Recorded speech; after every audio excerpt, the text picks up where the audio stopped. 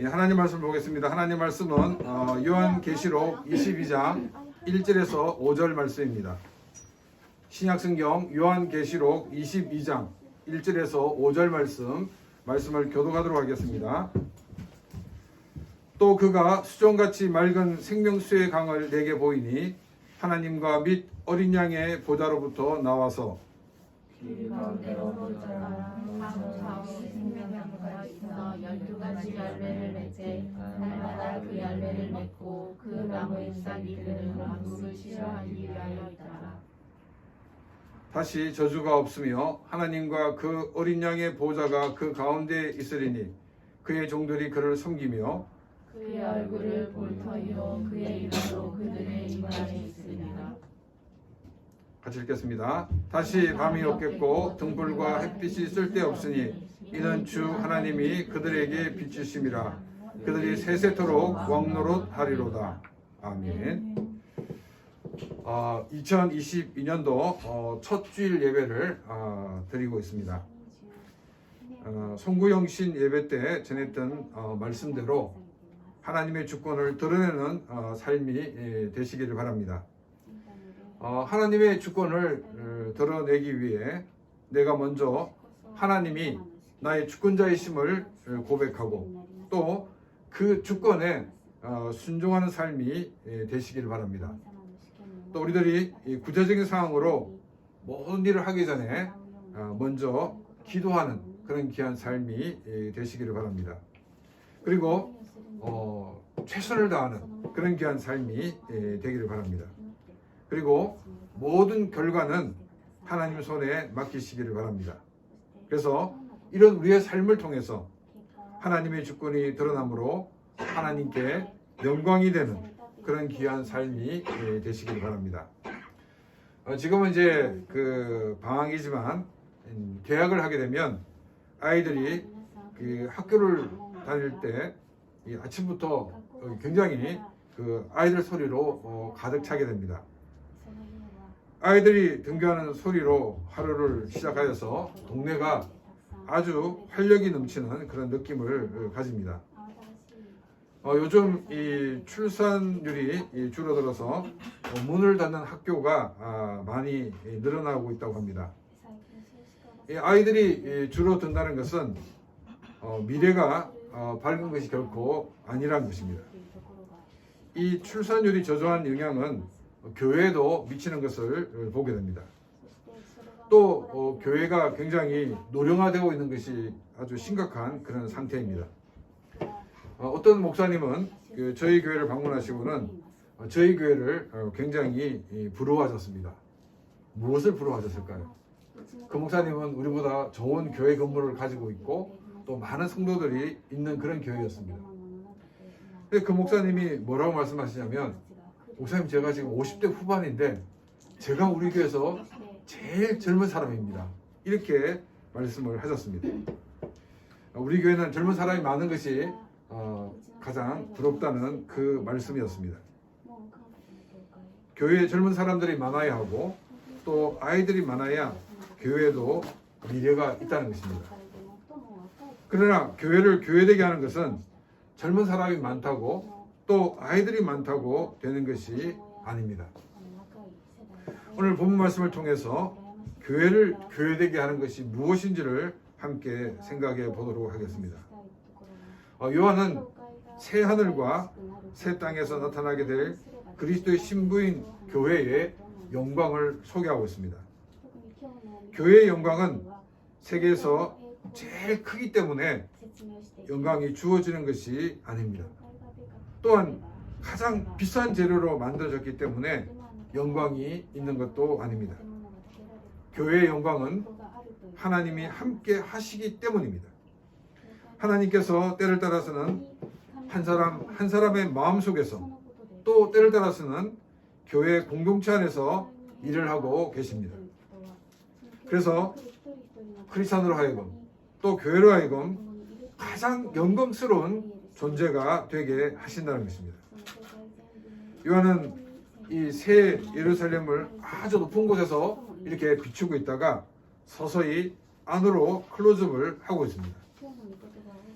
이 겉으로 드러나는 영광만이 아니라 안에도 어느 정도의 영광이 있음을 보여주고 있는 것을 우리가 보게 됩니다.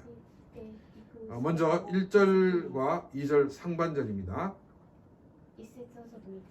또 그가 수정같이 맑은 생명수의 강을 내게 보이니 하나님과 및 어린 양의 보좌로부터 나와서 길 가운데로 흐르더라. 제가 여러 번 말씀을 드린 것은 이 요한계시록을 처음 받아서 1년 7교회 성도들은 우리보다도 더 구약을 잘 알고 있는 그런 사람이라고 말씀을 드렸습니다. 이 1절과 2절 상반절을 읽으면서 21세기를 살고 있는 우리들의 생각에는 생명수 강이 있다는 여기에만 관심을 가질 수가 있습니다. 왜냐하면 이 과학의 발달로 또 의학이 더불어 많이 발달되어서 사람들의 평균 수명이 많이 늘어나고 있습니다. 그래서 더 오래, 더 건강하게 사는데 관심이 많기 때문에 우리는 이 영원한 생명수라는 데서 관심을 더 많이 가지게 된다는 것입니다. 제가 어릴 때 이 타잔이라는 이 드라마가 있었습니다. 그 타잔 그 내용 중에서 정글 어디에 사람들을 젊게 하는 이 생수가 있다는 전설이 있었습니다. 그래서 그 생수를 찾기 위해서 많은 사람들이 타잔이 있는 곳으로 찾아왔습니다. 한 부부 탐험대가 그 전설의 생수를 발견하고 물을 마셨습니다. 그 생수가 있는 곳에 가보니까 거기에는 그 탐험대 부부가 있지 않았습니다. 가난하이 둥둥만 이렇게 울고 있는 그 장면으로 끝이 나게 됩니다. 이 많은 크리스천들은 이 계시록 22장에 나오는 생명수 강을 이 타산에서 나오는 그런 생명수 강이라고 생각을 합니다. 이것을 마셔야 되는 것이, 마셔야 사는 것이고 이것을 마시지 않으면 이 죽는 것처럼 생각을 한다는 것입니다. 마시지 않아 죽는다면 이 영원한 생명이 아닌 것입니다. 예수님은 우리에게 영원한 생명을 약속하셨습니다. 생명수 강은 우리가 생각하는 생명을 연장시켜주거나 또 더 늙지 않게 하는 물이 아니라는 그 말입니다. 구약에 대해 잘 알고 있던 이 사람들은 이 하나님이 에덴 동산을 만들었고 그곳에서 흘러가는 강이 생각났다는 것입니다. 에덴 동산에서 흘렀던 강은 에덴의 모든 것을 풍성하게 만들었습니다. 그리고 에스겔서 또 요엘서 스가랴서 등에서 생명수에 대한 그런 기록들이 많이 나오고 있습니다. 자, 우리가 이제 한 가지 기억해야 되는 것은 뭐냐면 구약에 나와 있는 그 많은 예언들은 신약에서 이루어질 것에 대한 하나의 예표라는 것입니다. 그래서 우리가 구약에서 그 의미가 무엇인가 추적하는 것보다는 이 신약에서 먼저 그 의미를 어떻게 설명하고 있는가라는 것을 찾는 것이 더 빠르고 더 바른 방법이라는 것입니다. 그리고 신약에 그 많은 사람들이 신약 성경을 기록했는데 그 가운데서 요한계시록을 기록한 요한이 어떤 식의 입장을 가지고 있는가라고 보는 것이 더 중요한 키가 된다는 것입니다. 요한복음 7장 38절 말씀입니다. 나를 믿는 자는 성경의 이름과 같이 그 배에서 생수의 강이 흘러나오리라 하시니, 예수님께서 그 배에서 생수의 강이 흘러나온다라고 말씀하시는 것을 이 사도 요한이 이 말을 인용하고 있습니다. 자, 그러면 이 39절에 와서 생수의 강이 무엇인지를 그 의미를 설명을 하고 있습니다. 요한복음 7장 39절 말씀입니다. 이는 그를 믿는 자들이 받을 성령을 가리켜 말씀하신 것이라. 예수께서 아직 영광을 받지 않으셨으므로 성령이 아직 그들에게 계시지 아니하시더라. 이 생수의 강은 바로 성령을 가리킨다라고 말씀을 하고 있습니다. 계시록 22장에 나오는 생명수의 강은 크리스천들이 주님의 나라에서 영원히 살 수 있는 것은 바로 우리에게 임하시는 성령의 능력인 것을 알 수가 있습니다. 예수님께서 우리에게 보내시는 성령이 영원토록 우리와 함께 하실 거라고 말씀하고 있습니다. 요한복음 14장 16절 말씀입니다. 내가 아버지께 구하겠으니 그가 또 다른 보혜사를 너에게 주사 영원토록 너희와 함께 있게 하리니. 여기 보혜사는 돕는 자인데 성령님을 얘기하고 있습니다. 이 성령님이 영원토록 너희와 함께 있을 것이다 라고 말하고 있습니다. 예수 그리스도를 주로 고백하는 사람들에게 또 성령을 주셔서 그들로 하여금 승리하게 하시고 또한 천국에서도 함께 하셔서 천국의 삶을 누리게 하신다는 것입니다. 이처럼 성령의 역사는 이 땅에서만이 아니라 주님이 재림하셔서도 우리와 함께 하시고 또한 그 가운데 역사하셔서 천국의 삶을 누리게 하신다는 것입니다. 그럼 2절 말씀 보겠습니다. 강 좌우에 생명나무가 있어 12가지 열매를 맺되 달마다 그 열매를 맺고 그 나무 잎사귀들은 만국을 치료하기 위하여 있더라. 이 2절은 그 성령이 얼마나 파워풀한가를 보여주고 있는 말씀입니다. 요한은 이 창세기에 나와 있는 이 생명나무를 끄집어 이렇게 드리고 있습니다. 그래서 하나님께서 에덴 동산을 만드시고 그곳에 아담과 하와를 두셨습니다. 그리고 이 창세기에는 두 개의 나무에 포커스를 맞추고 있습니다. 하나는 생명나무이고 또 하나는 선과 악을 아는 나무였습니다. 하나님께서는 아담과 하와에게 동산에 있는 대부분의 나무 열매는 자유롭게 먹을 수가 있지만 선과 악을 아는 나무 열매는 먹지 말라고 말씀하셨습니다. 자유롭게 먹을 수 있는 열매에는 이 생명나무 열매도 포함이 되어 있었습니다. 사탄이 유혹을 하고 결국 선과 악을 아는 나무 열매를 따먹은 인간은 죄로 타락하게 되었습니다. 죄로 타락한 인간에게 죽음이 찾아왔습니다. 하나님께서는 이 생명나무의 열매를 먹지 못하도록 에덴에서 사람들을 쫓아내시고 또 사람들이 접근하지 못하도록 막으셨다라고 성경은 기록하고 있습니다. 이 죄로 타락한 인간이 죽지 않고 산다는 것은 결코 축복이 아니라는 것입니다. 죄로 타락한 인간에게 죽음이 있는 것은 하나님의 그 버림과 동시에 또한 하나님께서 사람들을 향한 일인 것을 알 수가 있습니다. 새하늘과 새 땅에 등장하는 생명나무는 아담과 하와의 범죄로 깨어진 하나님의 은혜와 축복이 회복되었음을 보여주고 있습니다. 성령께서 우리 가운데 계시기 때문에 우리가 생명나무를 열매를 먹어서 생명을 유지할 필요가 없습니다. 그리고 이 생명나무에서는 이 12개의 그 12가지 열매가 맺혔습니다. 여러분 우리가 이제 나무에 그 접붙이기를 하는데 모든 나무를 다 붙인다고 거기서 그 열매를 맺는 것이 아니라는 것입니다. 비슷한 종자끼리 접을 붙여야지 거기서 좋은 열매가 맺힌다는 것입니다. 예를 들어서 사과나무에 배를 접붙이면 그 사과나무의 배가 열리는 것이 아니라는 것입니다. 사과 중에서 종자가 좋은 사과로 바뀌는 건 가능해도 전혀 다른 것과는 연결이 되지 않는다는 것입니다.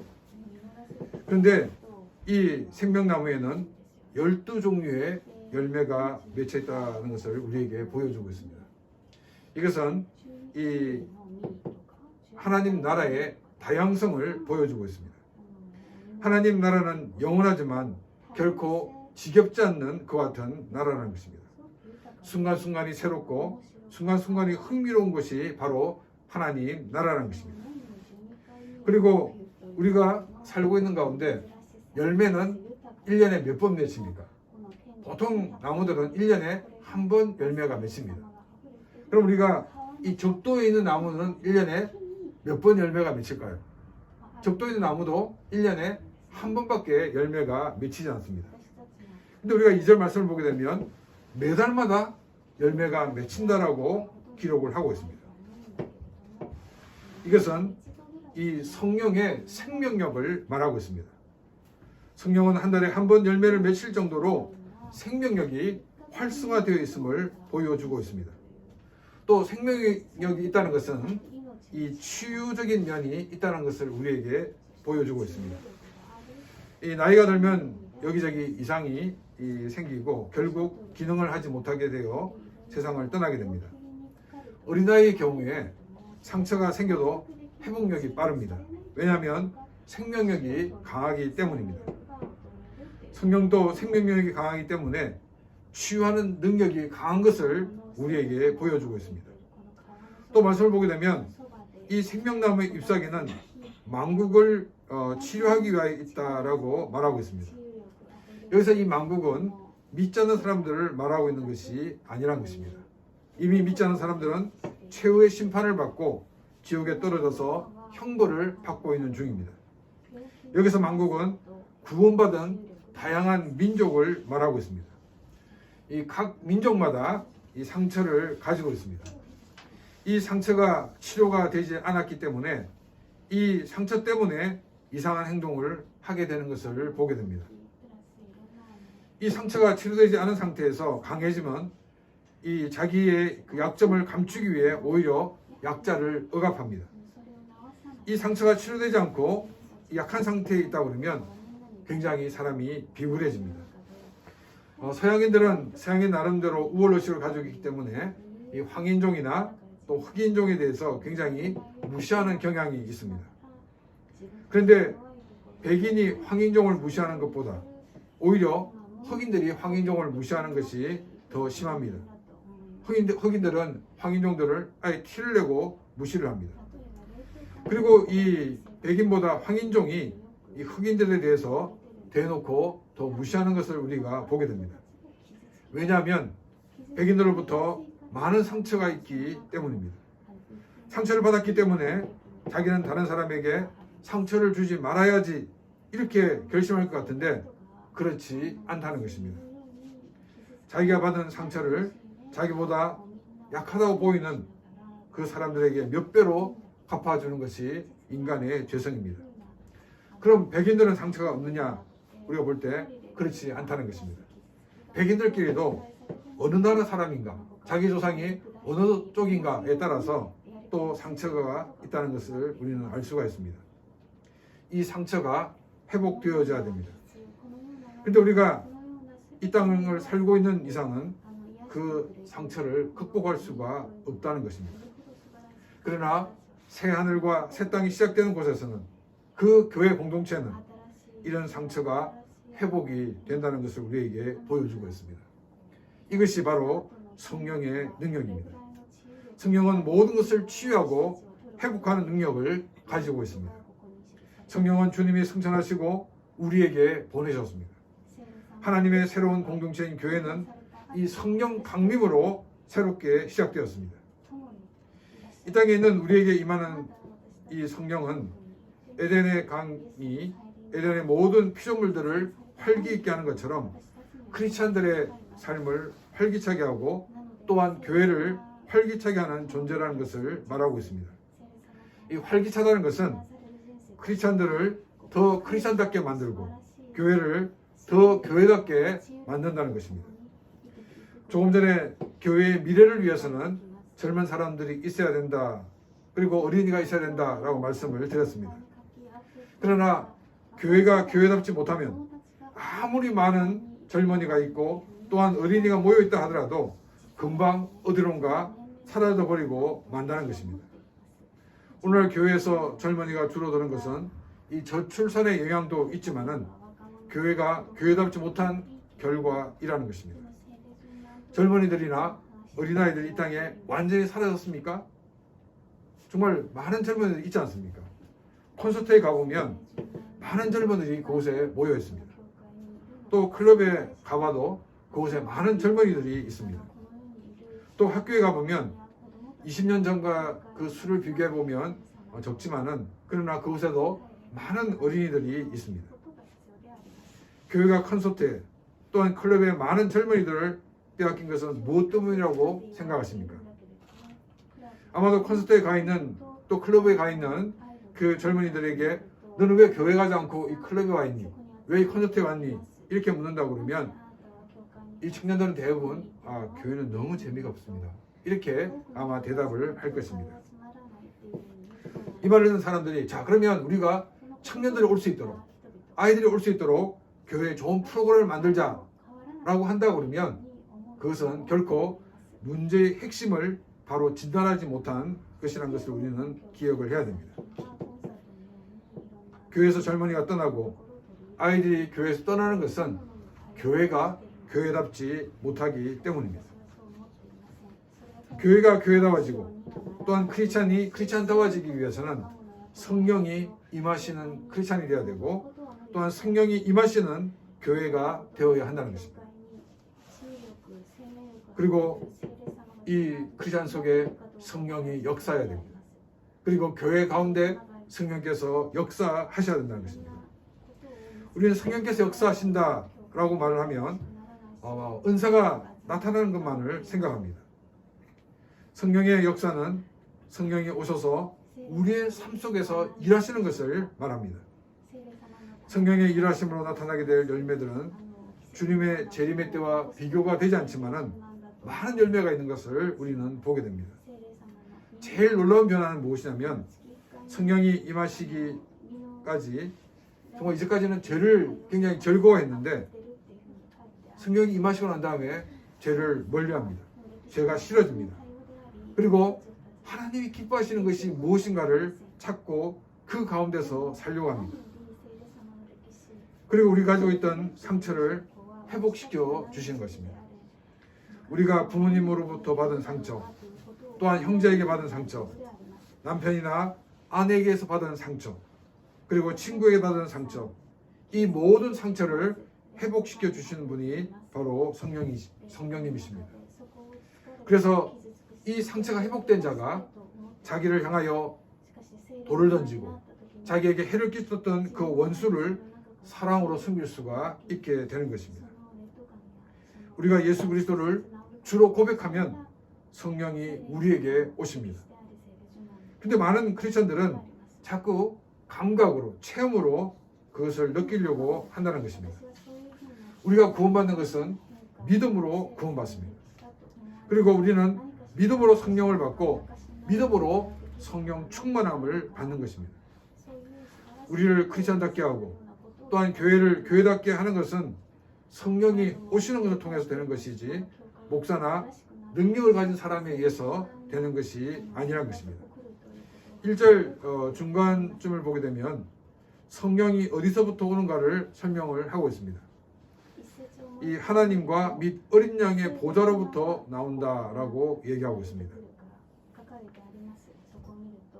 삼일체 삼위 되신 이 성령 하나님은 성부 하나님과 성자 예수님으로부터 보냄을 받은 것입니다. 제가 오래전에 이 여호와 증인들을 만나 이야기를 나눈 적이 있습니다. 여호와 증인들은 저에게 뭐라고 얘기하냐면 저희들도 성령을 체험했습니다. 이렇게 이야기를 했습니다. 근데 이 여호와의 증인들은 성령 하나님을 인격적인 하나님으로 인정하지 않습니다. 그들은 하나님의 힘이 바로 성령이다 이렇게 생각을 합니다. 그들이 체험했다는 그 성령 체험은 성령이 임하셔서 그들 마음속에 역사한 게 아니라 단순한 하나의 감정적인 그런 자극에 불과하다는 것입니다. 여러분 이제 드라마를 보다가 눈물이 납니다. 그 눈물이 나면 여러분들은 오늘 성령 받았어 이렇게 얘기합니까? 우리가 그냥 감동받은 거예요. 근데 우리는 그 여호와의 증인들이 자신이 감동을 받아 눈물 흘린 것을 성령이 나에게 체험을 주신 것이다 라고 이렇게 말을 하고 있다는 것입니다. 이 여호와의 증인들은 성령을 체험할 수가 없습니다. 왜 그들이 성령을 체험하지 못하냐면 그들은 예수님을 하나님으로 믿고 있지 않기 때문입니다. 성령을 하나님으로 인격체로 믿지 않는 것도 문제이지만 더 중요한 것은 그들이 예수님을 하나의 피조물로만 생각하고 있기 때문입니다. 이 예수님은 하나님이 아니란 것입니다. 예수 그리스도가 하나님이신 것을 믿지 않는 사람들은 성령을 받을 수가 없습니다. 성령의 체험을 할 수가 없다는 것입니다. 성령을 보내시는 분은 바로 성부 하나님과 성자 예수님이십니다. 그래서 성령의 풍성함을 우리가 더욱더 많이 누리기 위해서는 예수 그리스도가 바로 나의 죄를 구원하신 구원자이심을 분명하게 믿고 고백하는 자만이 성령의 은혜를 체험할 수가 있는 것입니다. 3절 말씀입니다. 다시 저주가 없으며 하나님과 그 어린 양의 보좌가 그 가운데 있으리니 그의 종들이 그를 섬기며. 3절에 다시 저주가 없을 것이라고 말하고 있습니다. 에덴 동산에서 범죄하여 내려왔던 저주가 다시는 없을 것이라고 말하고 있습니다. 에덴 동산에서 인간이 범죄함으로 하나님과 분리됨으로 그들 영적인 죽음이 찾아왔고, 또 이로 인해서 영과 육이 분리되는 육적인 죽음이 찾아왔습니다. 또한 이로 말미암아 사람과 사람과의 관계도 깨어지고, 또 사람과 피조물과의 관계도 깨어져 버리고 말았습니다. 이러한 모든 저주를 예수 그리스도가 십자가의 죽으심으로 회복되는 관계가 되었습니다. 새 하늘과 새 땅에서 새롭게 시작되는 하나님의 나라에서는 다시는 이런 죄를 지음으로 저주를 받는 일이 없다라고 성경은 분명하게 말하고 있습니다. 새 예루살렘에는 하나님과 어린 양의 보좌가 그 가운데 있을 것이라고 또한 말하고 있습니다. 이것은 하나님께서 함께 하시고 계시다는 것을 우리에게 말하고 있습니다. 크리스천의 가장 큰 영광, 교회의 가장 큰 영광은 하나님이 함께 하고 계신 것입니다. 4절 말씀입니다. 그의 얼굴을 볼 것이라, 그의 얼굴을 볼 터이요 그의 이름도 그들의 이마에 있으리라. 그의 얼굴을 볼 것이라고 말하고 있습니다. 하나님의 얼굴을 직접 대면하여 볼 것이라고 말하고 있습니다. 지금까지 성부 하나님을 직접 본 사람은 없습니다. 성부 하나님을 직접 만나고 교제하신 분이 계신데, 그분이 이 땅에 와서 하나님이 어떤 분이신지, 또 하나님 나라가 어떤 것인지 말씀해 주셨습니다. 그것은 바로 인간으로 오신, 인간이 되셔서 육신을 입고 오신 바로 예수 그리스도이십니다. 이 땅에 인간으로 온 사람 중에서 예수님을 제외하고는 하나님을 본 사람이 아무도 없다는 것입니다. 우리가 살고 있는 모세도 하나님을 만나지 못했습니다. 하나님 얼굴을 보지 못했습니다. 또 우리가 잘 알고 있는 바울도 이 하나님의 얼굴을 보지를 못했습니다. 모세는 하나님을 만나기를 원했습니다. 그런데 하나님은 하나님의 뒷모습만 보여주면서 뭐라고 말씀하셨냐면, 나를 보면 죽는다라고 말씀을 하셨습니다. 왜냐하면 하나님의 영광이 너무나도 엄청나기 때문입니다. 인간으로서는 그 영광을 받을 수가 없기 때문에 죽을 수밖에 없다고 말씀을 하셨습니다. 여러분, 우리가 새하늘 새 땅에서 얼마나 큰 영광입니까? 모세도 만나지 못했던 그 하나님을 우리가 직접 얼굴을 대면하여 볼 것이라고 말하고 있습니다. 이것은 교회에 주어진 엄청난 영광을 우리에게 보여주고 있습니다. 또 3절 끝부분에는 뭐라고 말씀하고 있냐면은 그의 종들이 그를 섬긴다라고 말하고 있습니다. 이 섬긴다는 이 말은 예배를 드린다라는 말입니다. 일본어 성경은 이 예배를 드린다라고 되어 있습니다. 하나님을 예배하는 일은 엄청난 영광에 참여하는 일입니다. 우리가 이 땅에서 드리는 예배도 하나님의 엄청난 영광에 참여하는 일이라는 것을 기억해야 됩니다. 그래서 우리가 주일이니까 예배를 드려야 된다라고 예배를 드리는 것이 아니라 예배를 준비하는 삶이 있어야 하는 것입니다. 우리가 주일 예배에 집중할 수 있도록 자신의 스케줄을 잘 관리해야 됩니다. 예배 시간 졸음이 온다 그러면 전날 수면을 충분히 취해야 할 것입니다. 또 예배 시간 분명히 저를 보고 앉아 있는데 정신은 멍 때리고 앉아 있는 경우도 있을 것입니다. 나는 예배에 참여하고 있으니까 그것으로 만족해서는 안 된다는 것입니다. 내가 드리는 찬양, 내가 드리는 기도에 우리는 최선을 다하여 참여해야 하는 것입니다. 말씀을 들을 때도 집중해서 말씀을 들어야 할 것입니다. 우리의 예배는 앞으로 임할 새 예루살렘에서 드리는 예배의 부분임을 기억하면서 신령과 진정으로 하나님께 예배를 드리는 그런 삶이 되시기를 바랍니다. 또 4절 하반부에는 그의 이름도 그들의 이마에 있을 것이라고 말하고 있습니다. 이마에 어떤 사람의 이름이 있다는 것은 그 이름의 주인의 소유라는 것을 말하고 있습니다. 새 예루살렘은 대단한 영광이 있습니다. 그러나 이 영광은 하나님이 함께 하시기 때문에 영광이 있는 것입니다. 새 예루살렘이 영광을 지속할 수 있는 방법은 하나님과 늘 함께하는 것입니다. 하나님의 소유라는 것은 하나님과 뗄래야 뗄 수 없는 그런 관계에 있다는 것을 말하고 있습니다. 우리는 이 땅에 살 때도 늘 하나님이 나의 주인이심을 고백하는 삶이 되어야 합니다. 조금 잘 나간다고 고개를 들어서는 안 된다는 것입니다. 잘 나가면 잘 나갈수록 더 겸손해야 하는 것입니다. 끝까지 주님을 주인으로 인정하는 그런 삶을 살아야 하는 것입니다. 5절입니다.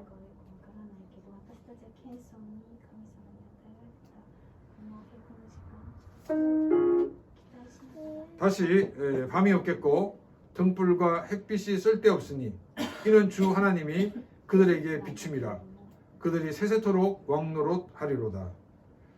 밤이 없다는 것은 우리의 밤과 낮을 얘기하기보다는 위험 요소가 없는 것이라고 말씀을 드렸습니다. 왜냐하면 이 새 예루살렘은 시간의 지배를 받고 있지 않기 때문에 시간적 의미의 그 밤으로 보기에 어렵다는 것입니다. 우리가 일반적으로 살아갈 때 제일 필요한 것은 태양입니다. 그리고 밤에는 어둠을 밝히는 등이 필요합니다. 그러나 새 예루살렘은 바로 태양이나 등불이 필요 없다는 것입니다. 왜냐하면 주 하나님이 그들을 비추기 때문이라고 말씀하고 있습니다. 하나님께서 새 예루살렘을 지키시고 보호해 주신다는 것을 말씀하고 있습니다. 태양의 빛으로 광합성을 하고 태양의 빛으로 순환하고 있어 우리가 생활하고 있지만은 새 예루살렘에서는 모든 것이 전적으로 하나님에 의해서 움직이고 있다는 것을 말씀하고 있습니다. 하나님이 함께 움직일 때 가장 안전한 것입니다.